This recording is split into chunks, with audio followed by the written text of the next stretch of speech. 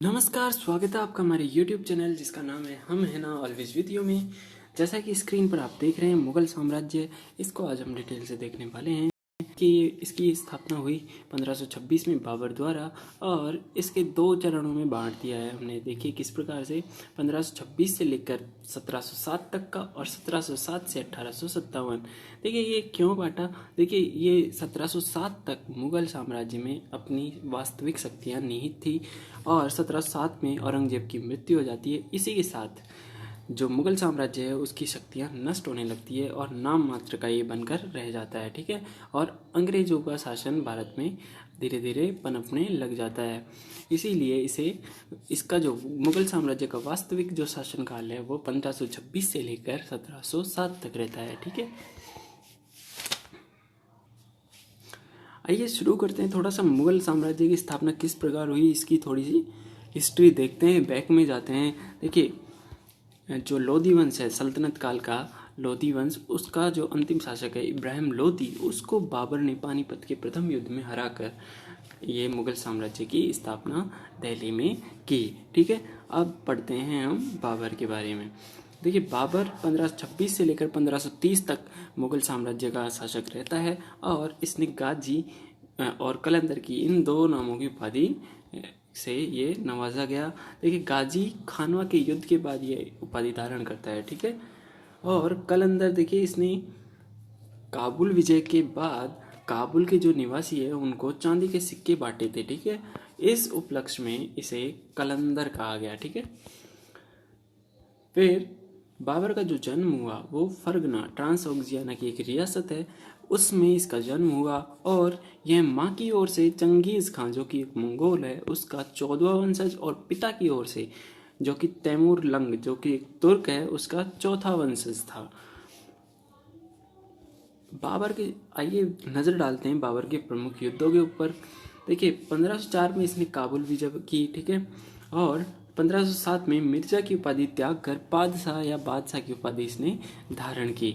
फिर बात करते हैं हम 1519 की, जो कि बेहरा पंजाब पर इसका प्रथम आक्रमण था, ठीक है।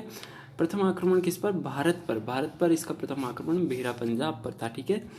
और इस युद्ध के समय इसने प्रथम बार तोफ खानों का प्रयोग किया, ठीक है। तोफ का प्रयोग इसने प्रथम बार बेहरा पंजाब के युद्ध में किया 1519 में।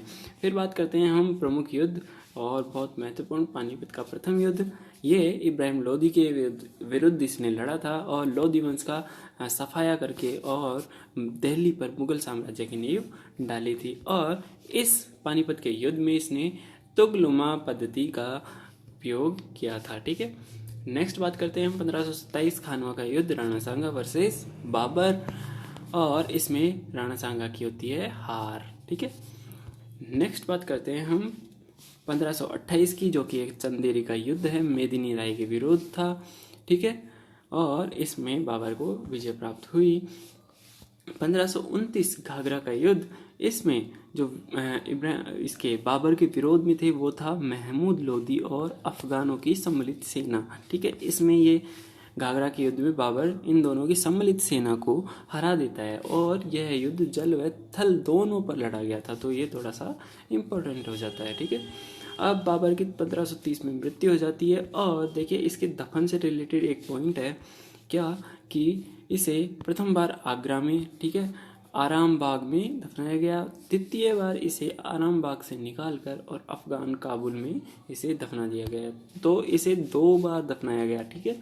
ये थोड़ा सा प्रश्न बन सकता है कि 2 बार दफनाए जाने वाला कौन सा शासक रहा मुगल साम्राज्य का, तो वो था बाबर। तुजुक बाबरी इसने खुद ने रचना की, तुजुक बाबरी की। और देखिए तुजुक बाबरी क्यों इम्पोर्टेंट हो जाती है, क्योंकि तुजुक बाबरी को 4 बार इसका अनुवाद हुआ है। देखिए ये वास्तविक जो तुजुक बाबरी है ये तुर्क में था, ठीक है, तुर्की भाषा में। इसका अनुवाद फारसी में किया, कब, कितनी बार? 4 बार। किन किन ने? देखिए दो बार तो हुमायूं के काल के दौरान ही हो चुका था और तीसरी बार अकबर के काल के दौरान होगा और चौथी बार शाहजहां के काल के दौरान होगा, तो 4 बार इसका अनुवाद हुआ था, इसलिए ये थोड़ी सी इम्पोर्टेंट हो जाती है, ठीक है। फिर जो अंग्रेजी सत्ता है 1905 में, ठीक है, कितने में, 1905 में A.S. बेवरेज, इसने इंग्लिश में इसका ट्रांसलेशन किया, ठीक है। तो ये थोड़ा सा इम्पोर्टेंट हो जाता है ये वाला पॉइंट, तो ये ध्यान में रखिए। अब देखिए, जैसे हमने लोदी वंश में सिकंदर लोदी के दौरान गज ए सिकंदरी पढ़ा था, तो उसी प्रकार से सड़क मापने की इकाई गज ए बाबरी बाबर ने चलाई, ठीक है। और इसने नूर अफगान आरामबाग, ठीक है, आरामबाग, इसको ज्यामिति विधि से बनवाया, ठीक है, जिसमें इसको दफनाया गया था, ये आरामबाग है, ठीक है। ये इसने ज्यामिति विधि से बनवाया। ये बागों का बहुत शौकीन था, किसका, बागों का, तो इसलिए इसने पहली बार ज्यामिति विधि से आरामबाग का निर्माण नूर अफगान में करवाया, ठीक है। फिर देखिए हम पढ़ ही चुके हैं, नेक्स्ट बात करते हैं। देखिए बाबर की मृत्यु हो जाती है। बाबर के बाद मुगल साम्राज्य का जो शासक बनता है वो बनता है हुमायूं, ठीक है। 1530 से लेकर 40 तक इसका शासनकाल रहता है। फिर 40 में देखिए युद्ध हो जाएगा, चौसा का युद्ध और कन्नौज बिलग्राम का युद्ध। इन दोनों युद्धों के दौरान शेरशाह सूरी से इसको पराजय मिलेगी और इसका शासनकाल समाप्त हो जाएगा। फिर वापस से 1555 में ये मच्छीवाड़ा का युद्ध हुआ और उस दौरान ये वापस से मुगल साम्राज्य की नींव वापस से दिल्ली पर डालेगा, ठीक है। देखिए हुमायूं ज्योतिषी में विश्वास रखता था, ठीक है। इसका वास्तविक बचपन का जो नाम था नासिरुद्दीन था। इसका जो प्रमुख विरोधी था वो शेरशाह सूरी था। देखिए बहादुर शाह जो गुजरात का शासक था, इस पर हुमायूं ने आक्रमण करने की सोची, लेकिन बहादुर शाह ने चित्तौड़ पर उस समय घेरा डाल रखा था और चित्तौड़ की जो रानी है कर्मावती, वह राखी भेजकर और पत्र लिखती है किसको, हुमायूं को, कि आप हमारी सहायता कीजिए, लेकिन हुमायूं वक्त पर नहीं पहुंच पाता है और बहादुर शाह किले पर अपनी विजय पताका पहना चुका होता है। इसके बाद में बहादुर शाह, ठीक है, बहादुर शाह को अप्रैल 1535 में, ठीक है, कब, अप्रैल 1535 में मंदसौर के युद्ध में ये हुमायूं हरा देता है और बहादुर शाह वहां से भाग खड़ा होता है। इसके बाद हुमायूं अस्करी को मालवा व गुजरात का शासक बना देता है, ठीक है। फिर देखिए हुमायूं से रिलेटेड जो प्रमुख युद्ध हैं वो पढ़ लेते हैं। देखिए चौसा का युद्ध 26 जून 1539 को हुआ। ये शेरशाह सूरी के विरुद्ध था। इसमें इसको हार मिली, इसको, हुमायूं को, देखिए हार मिली। फिर इसके बाद में हुमायूं वहाँ से भागा, नदी में कूदा और उस दौरान निजाम शक का एक व्यक्ति था, उसने इसकी जान बचाई और इसी के उपलक्ष्य में जब 1555 में ये वापस शासक बनता है, कौन, हुमायूं, तब इस सक्का को एक दिन के लिए ये बादशाह बनाता है और इस दौरान वह चमड़े के सिक्के चलाता है, ठीक है।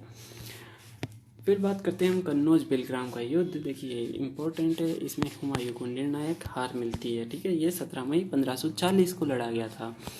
शेरशाह सूरी से हुआ हुमायूं का युद्ध, निर्णायक पराजय मिली और इसके बाद द्वितीय अफगान साम्राज्य की भारत में नींव डली, ठीक है। अब इस युद्ध में हारे जाने के बाद हुमायूं सिंध ठट्टा भाग जाता है और वहीं पर हमीदा बानो से निकाह करता है और अमरकोट के राजा वीर साल के किले में 1542 में अकबर का जन्म होता है, ठीक है। फिर अगला युद्ध मच्छीवाड़ा का युद्ध 1505 से लेकर 1555 तक, माफ कीजिएगा 15/5/1555 को ये युद्ध हुआ। 15 मई 1555 को ये युद्ध हुआ। अफगानों को पराजित किया, पंजाब पर इसने अधिकार किया। फिर एक युद्ध होगा सरिंद पंजाब का युद्ध, ये 22 जून 1555 को होगा। इस युद्ध में सिकंदर शाह को बैरम खान, जो कि हुमायूं का सेनापति होता है, उस द्वारा हरा दिया जाता है और इसके बाद वापस से मुगल साम्राज्य की स्थापना दिल्ली पर हो चुकी होती है। अब देखिए अकबर का ये प्रथम युद्ध होता है जो इसने 13 साल की उम्र में लड़ा था। कौन सा, सरिंद पंजाब का युद्ध। देखिए हुमायूं की मृत्यु किस प्रकार से हुई। 24 जनवरी 1556 को दीन पनाह नामक नगर में स्थित पुस्तकालय की सीढ़ी से गिरकर 26 जनवरी को इसकी मृत्यु हो गई, ठीक है। इस प्रकार इसकी सीढ़ियों से गिरकर मृत्यु हो जाती है। देखिए हुमायूं के मकबरे के बारे में थोड़ी सी डिटेल देख लेते हैं कि अकबर के काल में निर्मित प्रथम इमारत थी ये। और हाजी बेगा बेगम, ठीक है, जो इसकी सौतेली माँ थी किसकी, अकबर की, उसने इसका निर्माण करवाया। वास्तुकार इसका मीरक मिर्जा था। कौन, मीरक मिर्जा। और इसमें पहली बार, मकबरे में पहली बार दोहरे गुंबद और 4 बाग पद्धति। देखिए 4 बाग किस प्रकार, बीच में फाउंटेन और इधर से ये 4 रास्ते, जो कि आम तौर पर हर गार्डन में हमें आजकल देखने को मिल जाता है। उसी पद्धति को पहली बार कहाँ, हुमायूं के मकबरे में यूज़ लिया गया था। फिर इसे ताजमहल का पूर्वगामी कहा जाता है, किसे, हुमायूं के मकबरे को। अब देखिए इससे रिलेटेड एक इम्पॉर्टेंट पॉइंट है क्या, कि 1857 की क्रांति के दौरान बहादुर शाह जफर व शहजादों को अंग्रेज अधिकारी हडसन द्वारा इसी मकबरे से गिरफ्तार किया गया था। क्रांतिकारी दिल्ली पहुंचकर बहादुर शाह जफर को सम्राट घोषित कर देते हैं भारत का।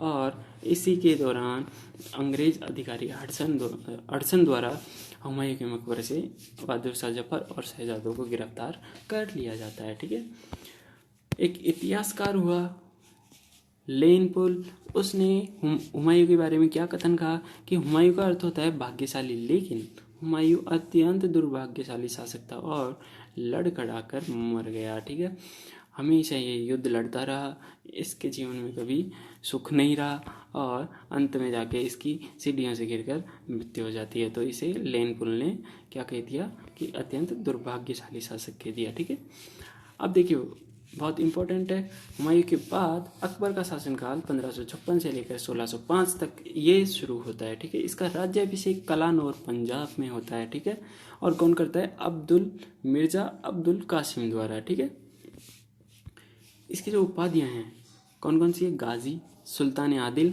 जिले इलाही, फर्रे इज़्दी, जिसका मतलब होता है प्रकाश पुंज, और अमीर उल मोमिन, इसे मजहर में अमीर उल मोमिन कहा गया, और सम्राट। ठीक है, ये इस प्रकार की उपाधियां इसने ग्रहण की। अब देखिए इसके जीवन काल, जो शासनकाल है, माफ कीजिए, शासनकाल में कौन कौन सी प्रमुख घटनाएं घटी। देखिए पानीपत का द्वितीय युद्ध होगा। कौन सा, पानीपत का द्वितीय युद्ध। प्रथम युद्ध हम पढ़ चुके हैं, इब्राहिम लोदी वर्सेस बाबर। द्वितीय युद्ध आ रहा है पानीपत का 1556। हेमू, जो कि अंतिम हिंदू शासक कह दीजिए आप इसे, हेमू और अकबर के बीच में होता है।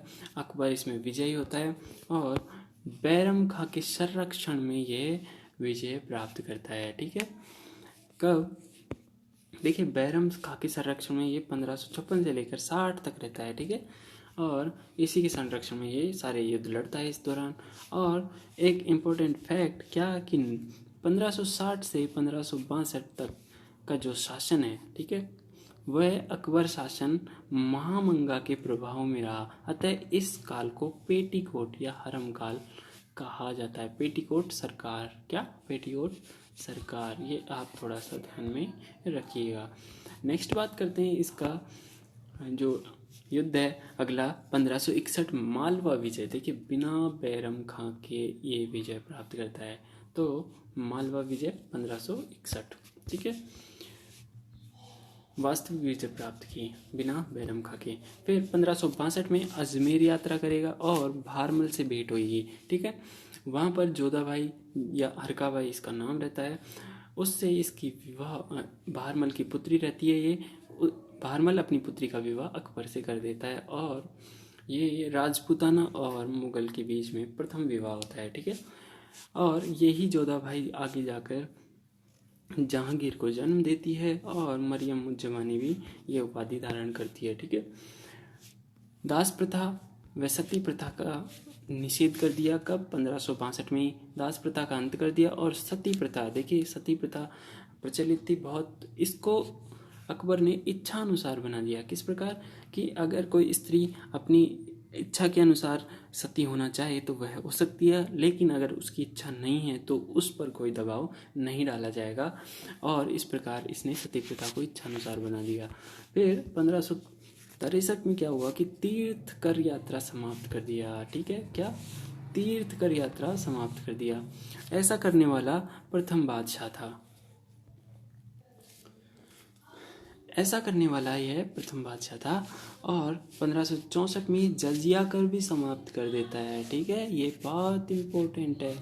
ये जजिया कर बाद में जाकर औरंगजेब द्वारा लगाया जाएगा। ठीक है, तब तक ये जजिया कर समाप्त ही रहेगा। 1564 में इसने समाप्त किया। देखिए 1567 और 68 इम्पोर्टेंट है, स्टार लग रहा है क्या, चित्तौड़ विजय होगी। इसने कत्ले आम करवा दिया चित्तौड़ में, किसके कहने पर, भगवान दास जो कि आमेर का शासक है और भारमल का पुत्र है, उनके कहने पर कि यहाँ, क्योंकि चित्तौड़ के जो शासक है वह विरुद्ध थे किनके, आमेर के शासकों के। तो आमेर के शासकों ने अकबर से कहकर वहाँ कत्लेआम करवा दिया और इससे वहाँ के जो राजपूताना शासक थे जो अकबर के अधीन थे वे अकबर से रुष्ट हो जाते हैं और इसी कारण उनको प्रसन्न करने के लिए चित्तौड़ के किले के बाहर जयमल व पत्ता की मूर्तियाँ, जयमल पत्ता जो कि वहाँ युद्ध के दौरान मारे जाते हैं, सेनापति होते हैं, वह दोनों की मूर्तियाँ गेट पर, दरवाजे पर लगवा देते हैं। ठीक है, फिर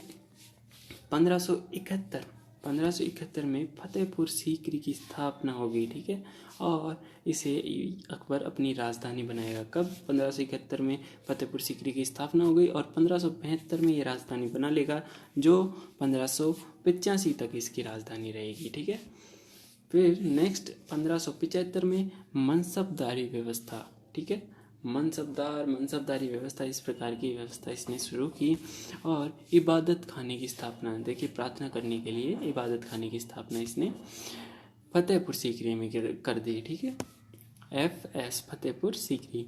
फिर 1576 में हल्दीघाटी का युद्ध लड़ा जाएगा।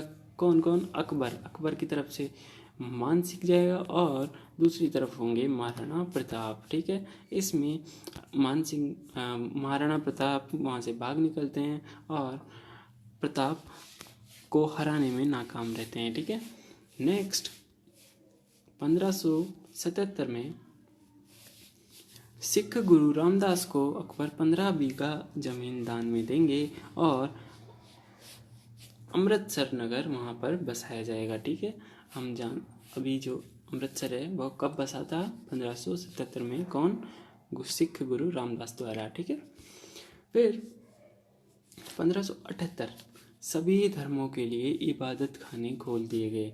पहला इबादत खाना खोला गया फतेहपुर सीकरी में 1575 में और अब खोला जा रहा है सभी धर्मों के लिए का 1578 में। ठीक है, इस प्रकार से सभी धर्मों के लिए इबादत खाने खुल जाते हैं। फिर देखिए बहुत इम्पोर्टेंट है 1579। ठीक है, ये मजहर की घोषणा होती है। ठीक है, इस मजहर को शेख मुबारक ने तैयार किया। मजहर एक प्रकार का पत्र होता है, घोषणा होती है। ठीक है, धार्मिक घोषणा पत्र होता है। ठीक है, धर्म पर बहस, अगर कोई धर्म पर बहस होती है तो जो अकबर है, जो बादशाह है, उसका फैसला सर्वोपरि होगा। इस प्रकार का मजहर में जो है धार्मिक घोषणा पत्र में लिखा हुआ होता है। फिर 1580 में 12 सूबे बनाए। ठीक है, 1580 में अकबर 12 सूबों में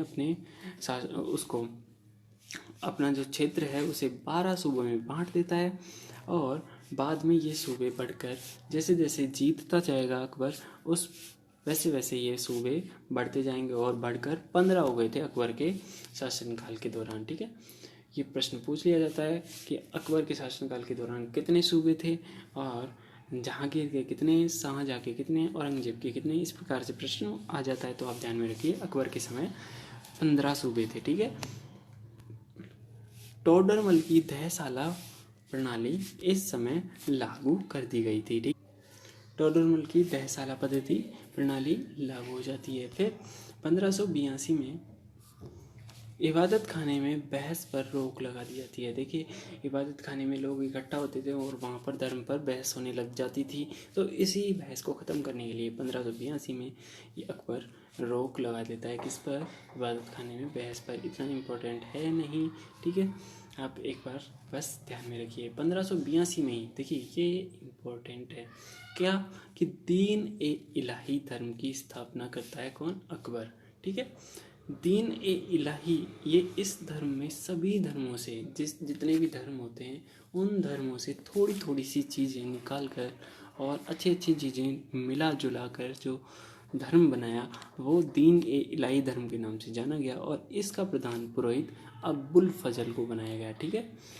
और देखिए एकमात्र हिंदू राजा कौन, बीरबल, उसने इस धर्म को स्वीकार किया था। ठीक है,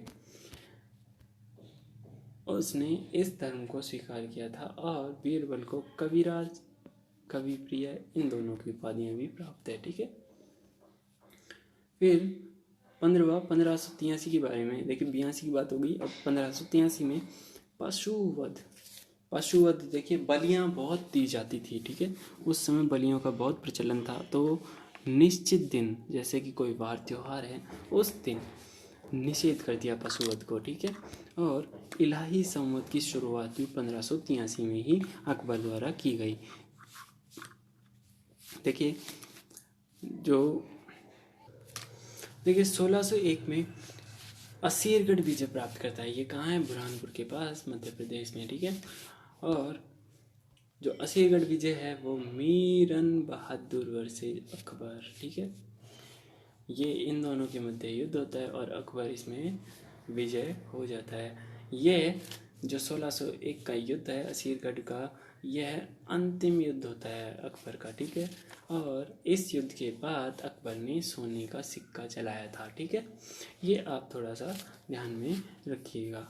फिर 1605 में पेचिश रोग के कारण अकबर की मृत्यु हो जाती है और इसका जो मकबरा है वह सिकंदरा आगरा में स्थित है। बिना गुंबद का है, सिर्फ 4 मीनारें हैं और यह बुद्ध स्तूप पर आधारित इसकी जो निर्माण शैली है वह है। ठीक है, फिर देखिए अकबर का शासनकाल यहीं पर समाप्त होता है। 1605 में इसकी मृत्यु हो जाती है पेचिश के कारण। फिर नेक्स्ट इसका जो उत्तराधिकारी होता है वह होता है जहांगीर। ठीक है, जहांगीर सेखू बाबा आप सब जानते ही हैं। जोधा अकबर सीरियल देखा होगा आपने, उसमें सलीम, ठीक है, सलीम और अनारकली ये सारा सब आता है प्रसंग। तो ये वही जहांगीर है। इसका शासनकाल 1605 से लेकर 1627 तक रहता है। इसने देखिए प्रमुख इसके 2 विवाह हैं, कौन कौन से, पहला मानबाई जिसे शाह बेगम का दर्जा दिया और दूसरा जोधाबाई मल्लिकाए जहान का दर्जा दिया गया। शाह बेगम भगवान दास, ठीक है, जो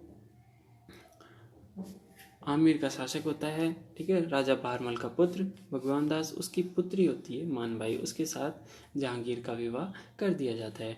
फिर इससे खुसरो, ठीक है, खुसरो का जन्म होता है, जिसे बाद में खुसरो देखिए जहांगीर के विरुद्ध विद्रोह कर देता है।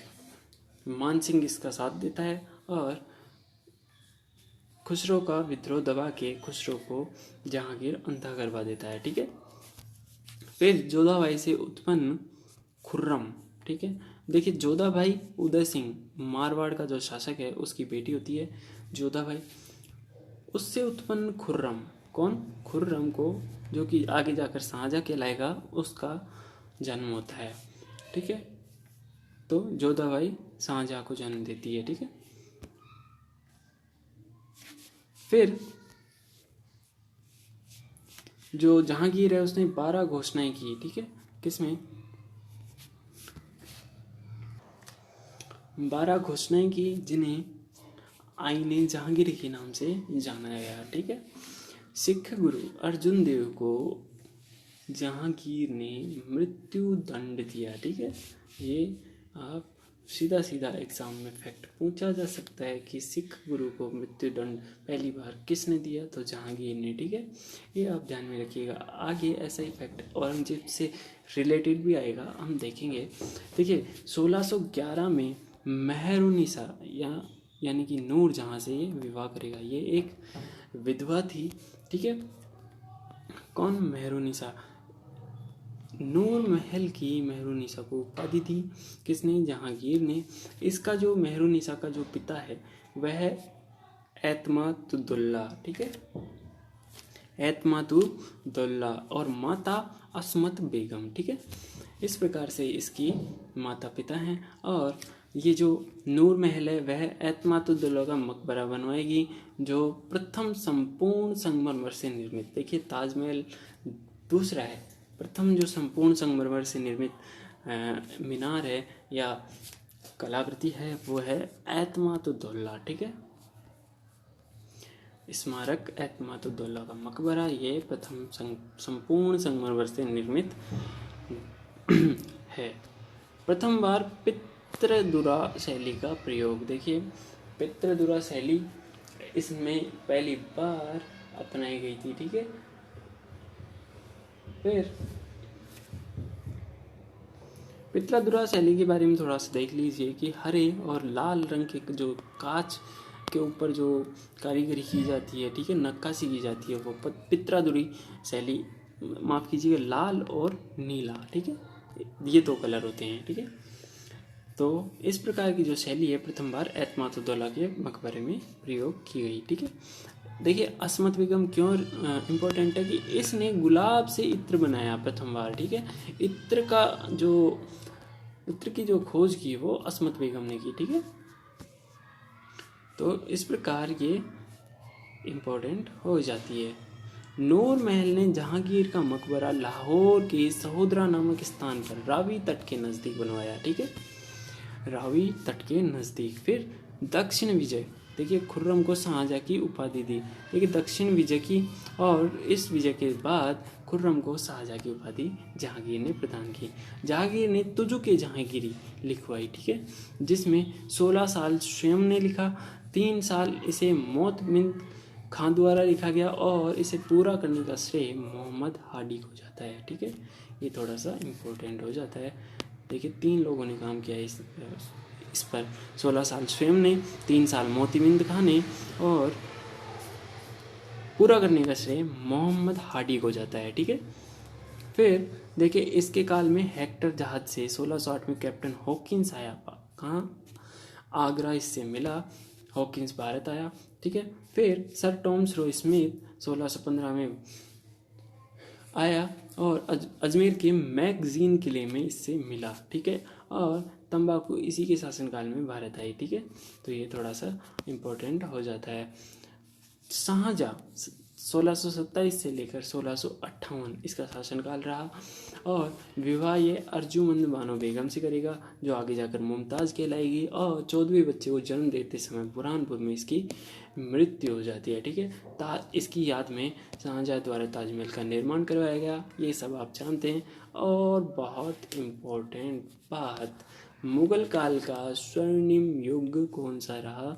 मुगल काल का, देखिए मुगल काल स्थापत्य कला का स्वर्णिम युग कौन सा? शाहजहाँ का काल। ठीक है,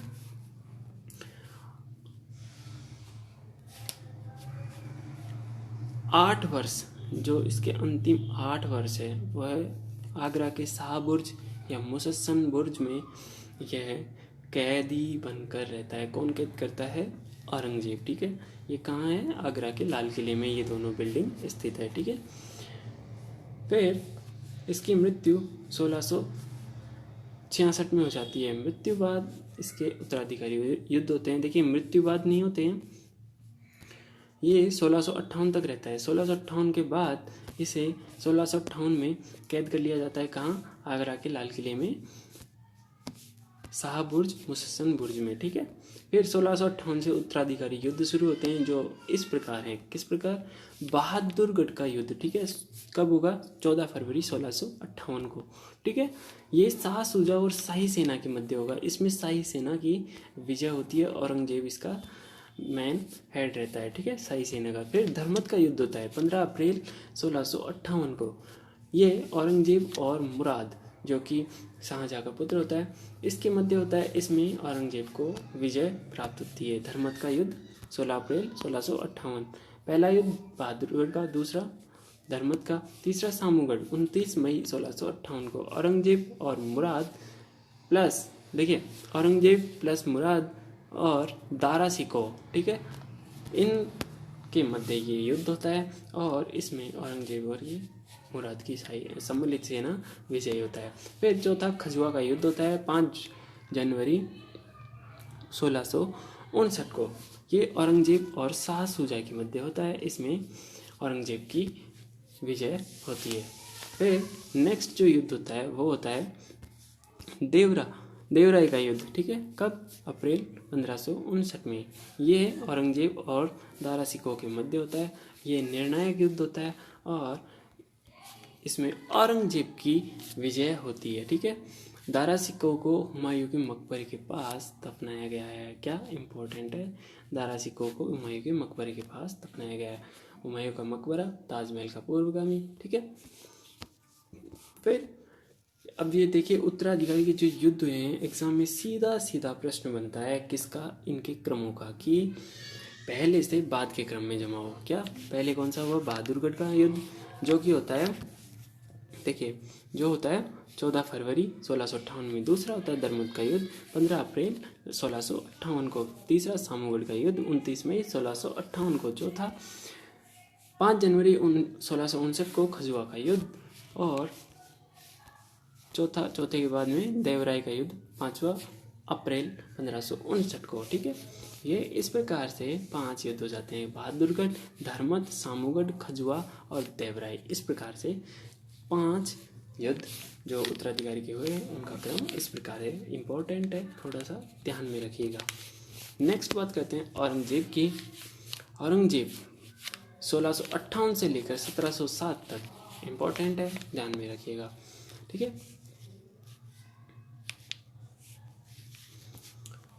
मुगल काल का पतन काल कहलाता है। 1707 के बाद से मुगल जो शक्तियां हैं वो क्षीण होने लगती है, ठीक है। इसीलिए मुगल काल का पतन काल कहलाता है, ठीक है। कट्टर सुन्नी मुसलमान, देखिए जो मुसलमान बटे थे शिया और सुन्नी में, तो ये सुन्नी मुसलमान है, कट्टर सुन्नी मुसलमान, ठीक है। हमने कट्टर सुन्नी मुसलमान है, ठीक है। कलमा खुदवाना इसने शुरू किया। कलमा क्या? जैसे जिस प्रकार से हमारे संस्कृत में श्लोक होते हैं उसी प्रकार से उर्दू में जो श्लोक या टाइप का जो भी रहता है उसे कलमा कहते हैं। और ये कलमा खुदवाना इसने शुरू करवा दिया, ठीक है। नारोज, देखिए नारोज हम पढ़ चुके हैं, ठीक है। माफ़ कीजिए, इसने कलमा खुदवाना, नारोज जो कि त्यौहार होता है, और तुलादान और झरों का दर्शन इसने बंद करवा दिए। ये सब इसने शुरू नहीं, इसने बंद करवा दिए, ठीक है। ये सारे कलमा खुदवाना, नारोज का त्यौहार मनाना, तुलादान, एक तरफ खुद बैठ जाता है, दूसरी तरफ जो सोना चांदी जो भी होता है, जो अपने वजन के बराबर सोना चांदी इसमें डाला जाता है वो दान कर दिया जाता है, तो वो तुलादान हो जाता है, ठीक है। झरों का दर्शन, जो झरों के पे आकर जनता को संबोधित करता है, वो सब इसने ये चारों चीज़ें बंद करवा दी, ठीक है, बंद करवा दी। नेक्स्ट 1669 में बनारस के हिंदू मंदिरों को इसने तुड़वा दिया। 1663 में इसने सती प्रथा पर पूर्णतः रोक लगा दी, ठीक है। नहीं कि कोई भी सती नहीं होगी महिला, ठीक है। जिंदा पीर शाही दरवेश कहलाता है। जिंदा पीर क्यों? जिंदा पीर देखिए क्यों कहलाता है कि ये देखिए जिंदा पीर जो धार्मिक नीतियां थी इसकी, अपने धर्म के प्रति बहुत वफादार था ये और अपने धर्म को बहुत मानता था। इसने हिंदू मंदिरों को तुड़वा दिया और अपने धर्म का खूब प्रचार प्रसार किया, इसलिए इसे जिंदा पीर की उपाधि इसके मुसलमान लोगों ने इसे जिंदा पीर की उपाधि दी। और शाही दरवेश, देखिए शाही दरवेश क्यों? क्योंकि बहुत ही सादा कपड़ों में रहता था ये, इसीलिए इसे शाही दरवेश का दर्जा दिया गया। फिर देखिए इंपॉर्टेंट है, बात की थी हमने अकबर के काल के दौरान कि जजिया कर इसने पुनः प्रारंभ करवा दिया, ठीक है। संगीत कला पर इसने रोक लगा दी, ठीक है। संगीत कला पर इसने रोक लगा दी, लेकिन खुद एक महान वीणा वादक था, ठीक है। तो ये खुद वीणा वादक और संगीत कला पर रोक लगवा रहा है, ठीक है। फिर विवाह दिलरस बानो बेगम से हुआ इसका, और आलमगीर की उपाधि इसने धारण की। बीबी का मकबरा, देखिए बीबी का मकबरा इसने औरंगाबाद में निर्माण करवाया, जो कि दक्षिण का ताज कहलाता है, ठीक है। कौन? बीवी का मकबरा औरंगाबाद दक्षिण का ताज कहलाता है। ठीक है, सिख गुरु तेग बहादुर का ये वध करेगा। देखिए हमने पढ़ा था अर्जुन देव जहांगीर, ठीक है, मृत्यु दंड दे रहा था और यहाँ पर सिख गुरु तेग बहादुर को ये वध कर देता है। कौन? औरंगजेब। फिर औरंगजेब के बाद बहादुर शाह प्रथम 1707 से 1712, शाह आलम द्वितीय 1759 से लेकर 1806 और फिर आता है 1806 से लेकर 1837 तक अकबर द्वितीय। देखिए अकबर द्वितीय के बारे में थोड़ा सा डिटेल है अपने पास, क्या कि अंग्रेजों के संरक्षण में रहने वाला प्रथम मुगल शासक कौन? अकबर द्वितीय। ठीक है, बहुत डरपोक था। ठीक है, ऐसा इतिहासकारों ने इसे बताया है। फिर बहादुर शाह जफर द्वितीय 1837 से लेकर 1857 तक ये शासक रहता है और 1857 में इसे क्रांति के अपराध में इसे गिरफ्तार करके रंगून भेज दिया जाता है, जहाँ पर इसकी मृत्यु हो जाती है। इस प्रकार से ये अपना मुगल काल समाप्त हो जाता है। ठीक है, ये कंप्लीट हो चुका है और इस वीडियो के बाद में हम अगला वीडियो मुगल साम्राज्य का जो प्रशासन है, कला और साहित्य है, उसके बारे में लेके आएंगे नेक्स्ट पार्ट में। ठीक है, बने रहिए हमारे साथ और देखते रहिए हमारा चैनल हम है ना ऑलवेज विथ यू में।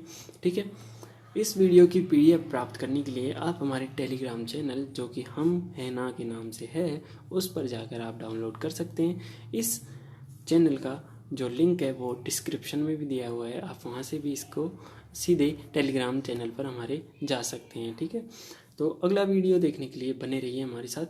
धन्यवाद।